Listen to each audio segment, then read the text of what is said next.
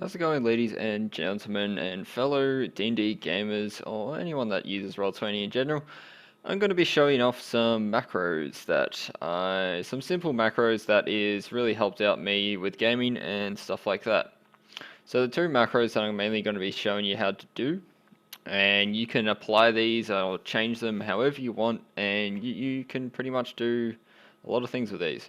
So the thing I'm going to be showing is a thing for the players. So for initiative, for instance, the players can roll initiative. So all players on the screen will be able to roll this and it'll automatically add their initiative modifier. So on, and it'll automatically add them to the turn order. And then I'll also be showing this perception one, which rolls all your players' perceptions and just kind of helps you and whispers to you them to you. So all the players won't be able to see these numbers at all. So if every time like they enter the room or something, and you need to see like best perception or whatever, you can just click that and it will do all that for you. Then I'll be like, oh, can see so and so, stuff like that. So I'm going to be showing these off, and also there's a secret initiative thing here, which is what I use for monsters and stuff. So if I put in this mage white, and then I go secret initiative, it will automatically add it to the initiative, and it whispers me the numbers. Okay, so first up we'll do the initiative, the more easier one. So for initiative, which is this one, what you're going to want to do is this line of code here.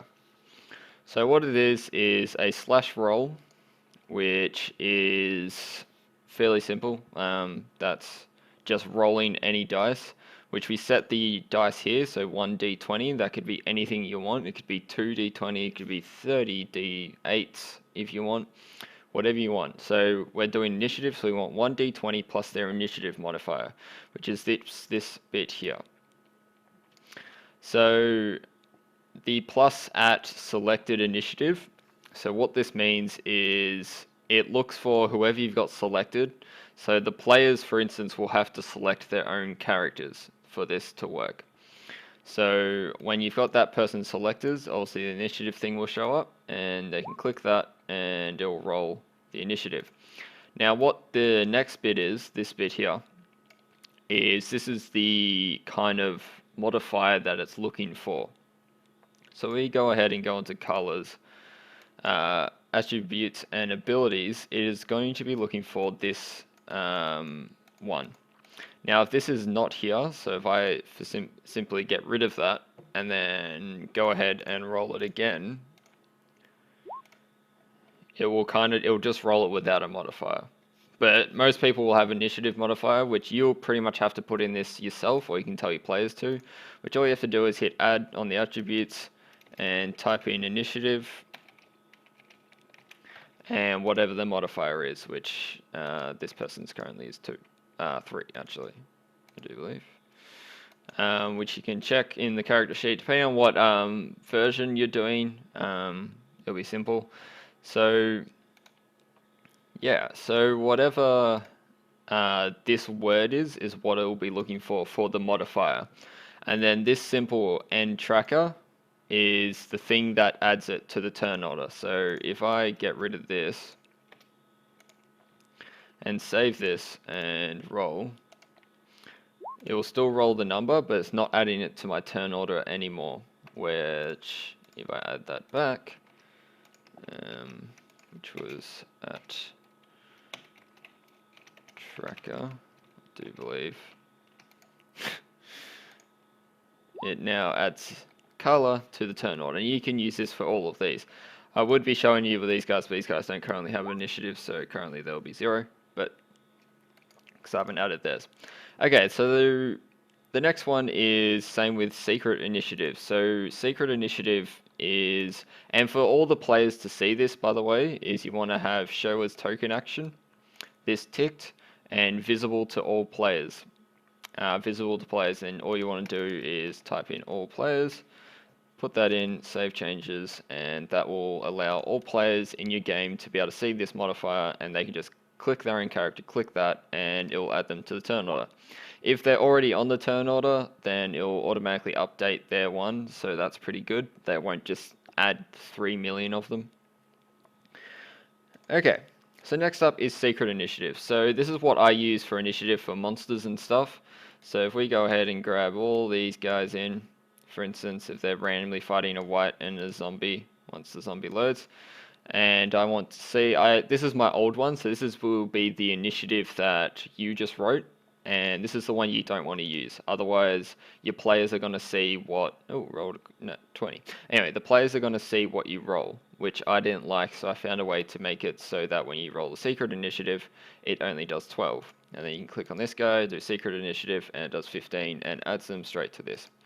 Now, players will not be able to see the monsters on the turn order, I've just found out as well. So if you don't want them to know what they actually are, but you've, say, named them like Mage White or whatever, don't worry, they won't actually see the monsters on the turn order, from what I can tell.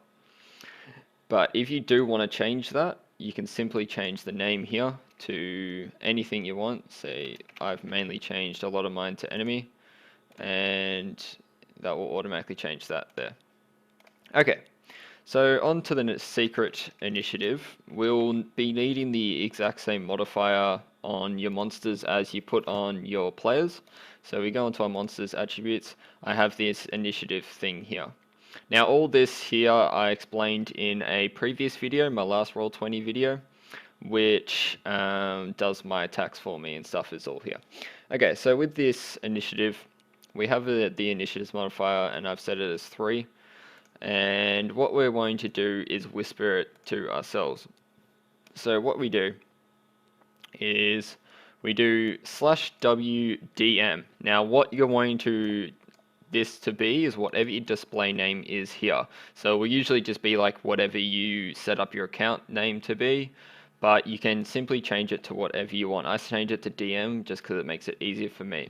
I do believe you can also set this just to GM and it'll automatically just send it to the DM of the game.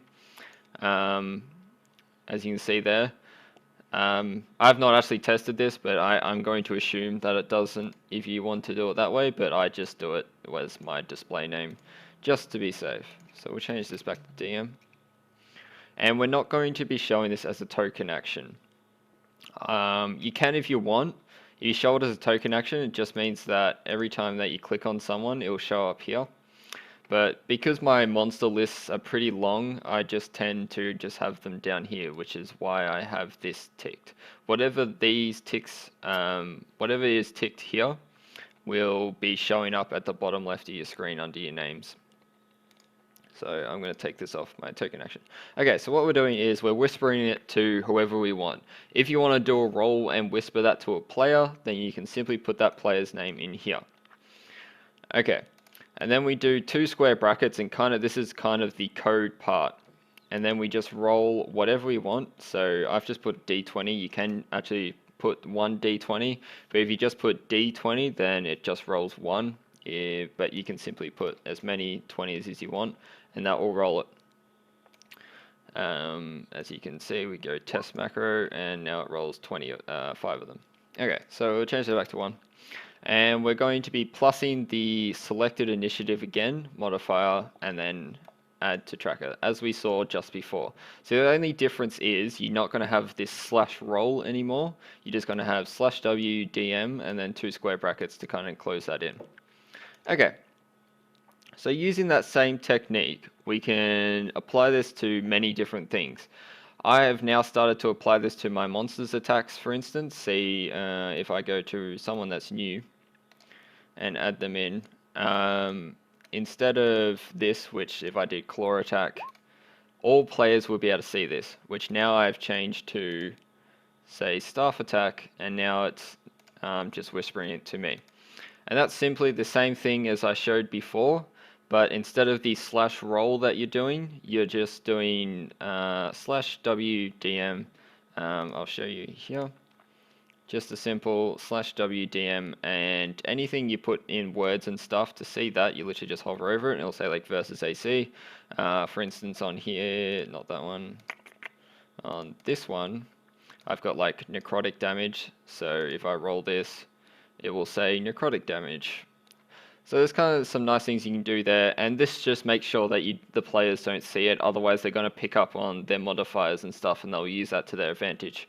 And you kind of want to stay immersed in the game and just kind of not rely on, like, see numbers and things like that. And I just prefer it that way. Okay, so with this perception thing, which rolls all your players' perception, so we're going to use the same technique as the /W, but we're going to put in 4 times. So you can put as many lines as you want, and it will just run each line at separate times and then just run the next one. So what we're going to do is we're going to be whispering the DM. So that's us. So whatever your name is, we're going to be whispering. I just put Orcane, the player's name here. It doesn't matter what you put here. This is just simply so when I hover over it, it says this bit here. If you have that as something else, then obviously it's a bit hard to kind of tell which actually rolled what. And then we're going to do the square brackets, the double square brackets, a d20 plus. So now instead of selected, we're putting all the players' names in. And this will just find that player's name and then find that perception modifier and roll it for us. That's kind of how that works. So we look on Orcane. He has a 3 perception, which I just put in. And if we roll that, as we can see, it can, if you're rolling it one after another, it can get kind of like cluttered, but if players are rolling as well, then it won't be as annoying. And as you can see, it's a d20 plus 3, which I rolled an 8 plus 3. Okay, so that's about all. All that's there. Hope you guys have enjoyed this video, and it's just kind of another abbreviation onto kind of another extension onto macros. In my previous video, I just kind of covered all the enemies' attacks and stuff that I put up here, and I just kind of wanted to show you guys some more things that you can do with it and kind of add on to the whole whispering to players or to whispering to yourself, so that you can kind of hide roles underneath the covers so that players can't see it. Anyway, hope you guys have enjoyed, and if you want more Roll20 tips and stuff, just let me know what you want to know, and let me know if you want some more, and I'll see if I can come up with some more videos. And I'll catch you guys next time. Goodbye.